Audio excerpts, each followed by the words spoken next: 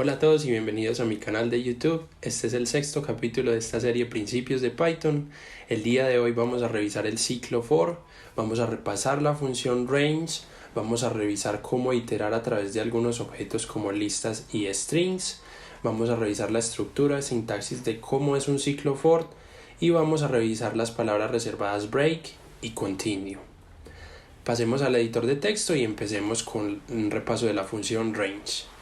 Como veíamos en el capítulo de listas, la función range nos sirve para crear secuencias de números.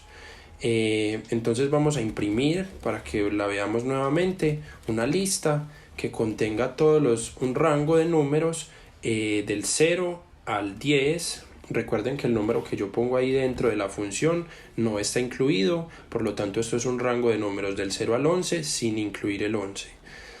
Si imprimimos entonces vamos a ver que, aquí me faltó un paréntesis, vamos a ver que este rango empieza en el 0, termina en el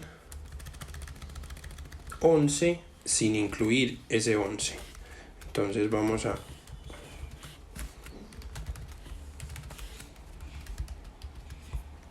a correrlo para que veamos estos números. Entonces vemos un rango que empieza en el 0, termina en el 11 sin incluir el 11.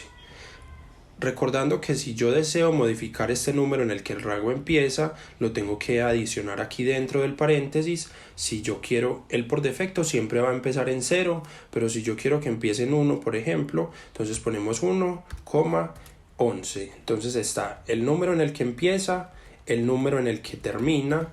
Corramos para que veamos cómo funciona. Entonces empieza en el 1 en este caso, termina en el 11 sin incluir el 11.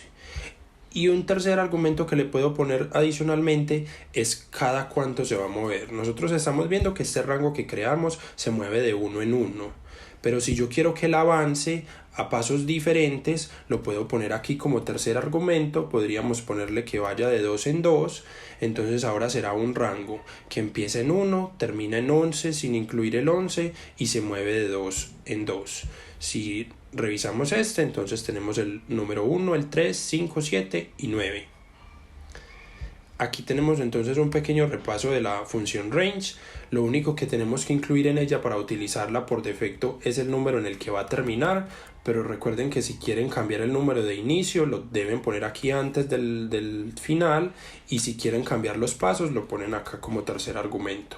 Por defecto, si no los ponemos, él siempre se va a mover de 1 en 1 y siempre comenzará en 0. Entonces, ¿por qué necesitamos esta función range? Ahorita cuando estemos viendo la estructura del ciclo for, me entenderán por qué estamos haciendo este repaso de la función range. Nosotros pasemos esta estructura del ciclo for acá de segunda para que me puedan entender más bien lo que sigue de iterar a través de objetos. ¿Cómo es la estructura de un ciclo for? Empezamos con la palabra for. Ponemos nuestra variable de iteración, vamos a ponerle i en este caso, y vamos a ponerle que itere, que se mueva a través de un rango que va hasta el 10. Y que cada que pase por uno de esos números lo imprima. Entonces que imprima es ahí. Voy a dejar esto acá por un momento, lo voy a comentar con este numeral y vamos a hacer algo aquí antes. Supongamos que yo quiero quiero que mi programa imprima los números del 1 al 5. Yo podría hacer 5 líneas de código que sean así. Que imprima el 1, que imprima el 2, que imprima el 3, que imprima el 4 y que imprima el 5. Esto funciona sin ningún problema. Ya vamos a ver que efectivamente se imprimen los números del 1 al 5. Eso está muy bien. El programa funciona sin ningún problema. Necesitábamos que se imprimieran los números del 1 al 5 y efectivamente están impresos los números del 1 al 5. Pero ¿qué sucede si ahora mi problema no es que sean los números del 1 al 5, sino que sean los números del 1 al 1.000.000? Me tendría que quedar de esta forma, escribiendo línea por línea, después el 6, después el 7 y así hasta el número 1.000.000. Eso es posible, pero no es eficiente, me voy a demorar mucho tiempo y no es la mejor forma de hacerlo. Para esto podríamos usar el ciclo for. Quitemos entonces ya estos comentarios y vamos a hacer eso, vamos a decirle que yo quiero que me imprima todos los números. Entonces pongámoslo aquí como variable de iteración, escribamos eso, número para los números en un rango del 0 al 5, porque acuérdense que este rango son los números del 0 al 5, porque este 6 no está incluido, y que me imprima esos números. Guardamos y corramos este código para que veamos que hace exactamente lo mismo. Con 2 líneas de código estoy haciendo lo que ahora me tomó 5 líneas de código, del 0 al 5, y esto perfectamente lo puedo escalar a cuantos números necesite cambiando el argumento de esta función rango. Si ya no necesito los números del 1 al 5 sino del 1 al 10, entonces ponemos ahí el 11 y miren que se imprime los números del 1 al 10. Si ya no necesito del 1 al 10, sino que necesito del 1 al 100, entonces ponemos desde el 0 hasta el 100 y miren que ahí se me imprimen todos sin la necesidad de yo escribir línea por línea cuál es el número que quiero imprimir. Entonces allí vemos por primera vez la estructura del ciclo for y cómo me sirve esto para realizar operaciones que son repetitivas y para no tener la necesidad de escribir el código para cada una de ellas, la línea de código para cada una de ellas. De ahí pasamos a esto de iterar a través de objetos. En este caso yo estoy iterando en un rango de números, pero no necesariamente yo voy a tener que imprimir números. Es posible que mi código, mi programa, lo esté necesitando para algo diferente. Supongamos que en mi programa es un restaurante. Es el software de un restaurante en el cual yo tengo guardadas como listas las recetas de cada una de las preparaciones que hago en ese restaurante. Entonces vamos a crear una lista que se llame que se llame ingredientes de la receta 1, receta 1. Y esto va a ser una lista que tiene dentro de ella esos ingredientes. Entonces vamos a suponer que esa primera receta tiene piña, vamos a suponer que tiene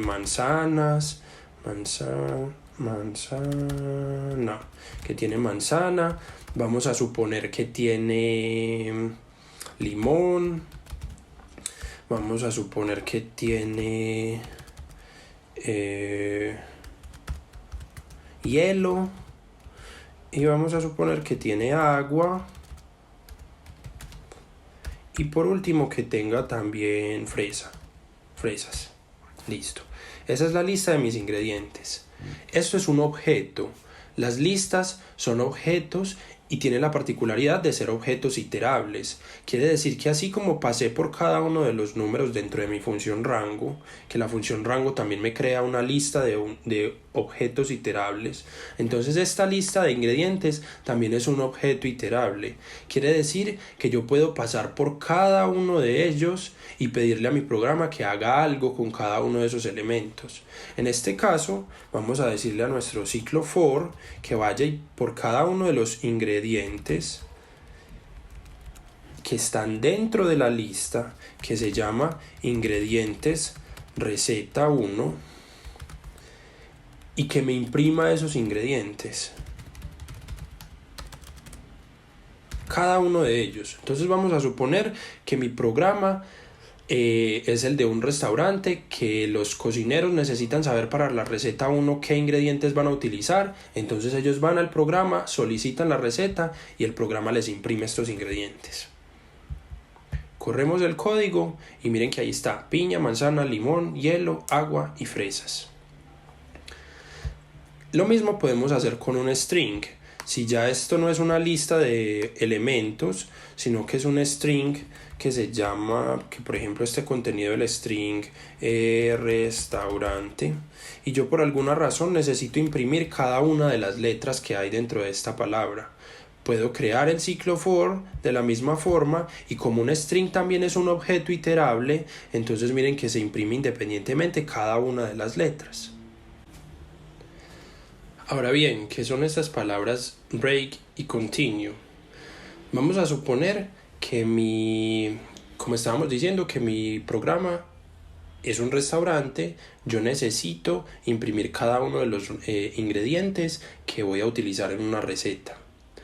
Pero supongamos por un momento que todos los ingredientes que hay en ese restaurante tienen hielo y tienen agua. Todos tienen lo mismo.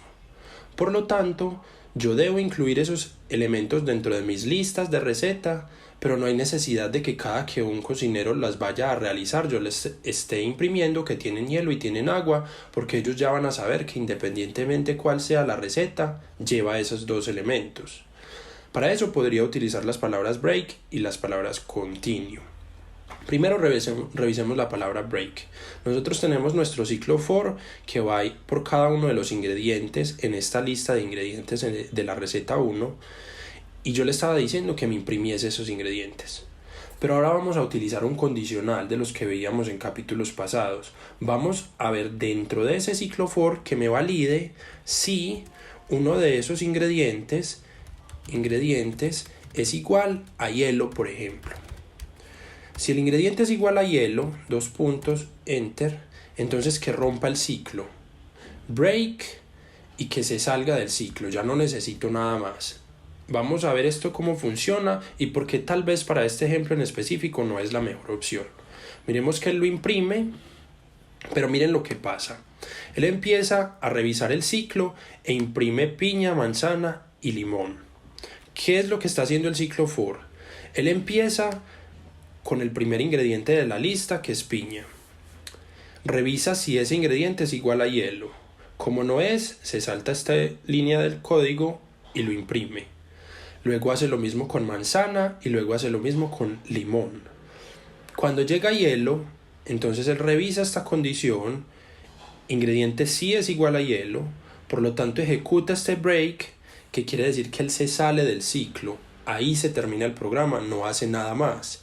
Pero miren que después de hielo yo tengo agua, tengo fresas y puede que aquí tuviera más ingredientes que sí necesito que se impriman. En ese caso podría utilizar la palabra continue.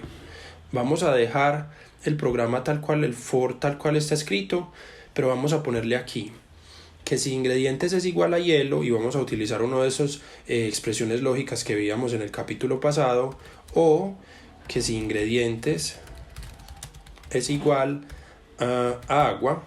Entonces, como ya sé que todas las recetas van a tener hielo y van a tener agua, no necesito que me imprima esas dos. Yo ya sé que tienen hielo y agua. Si ingredientes es igual a hielo o ingredientes es igual a agua, entonces que continúe, que siga derecho. Yo no necesito imprimir esas dos porque ya sé que las tiene. Y si no, que me imprima todos los demás. Entonces, corramos este código y vean que se imprimen todos los elementos que hay dentro de mi lista de recetas, excepto hielo y excepto agua. ¿Qué es lo que está haciendo el programa? Él empieza nuevamente con el primer elemento de la lista, que es piña, revisa esta condición, como es falso, entonces lo imprime, luego hace lo mismo con manzana, limón, luego llega aquí a hielo, entra esta condición, ¿ingrediente es igual a hielo? Sí, sí es igual a hielo, entonces continúa. ¿Qué es continuar? Pasar con la siguiente renglón del código, que es que imprimir. Entonces continúa, vuelve y empieza el ciclo. Pasa aquí, como no hay nada que imprimir porque no cumplía con esta condición, entonces él sigue con la siguiente iteración del ciclo.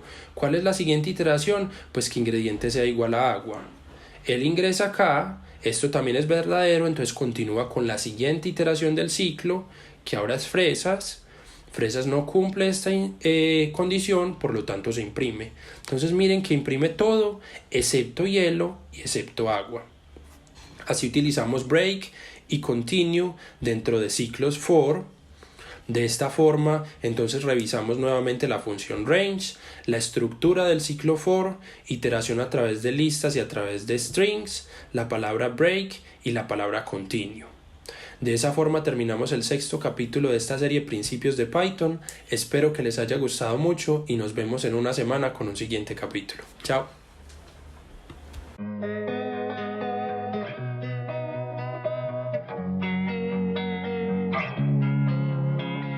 Losing time, I'm fading fast.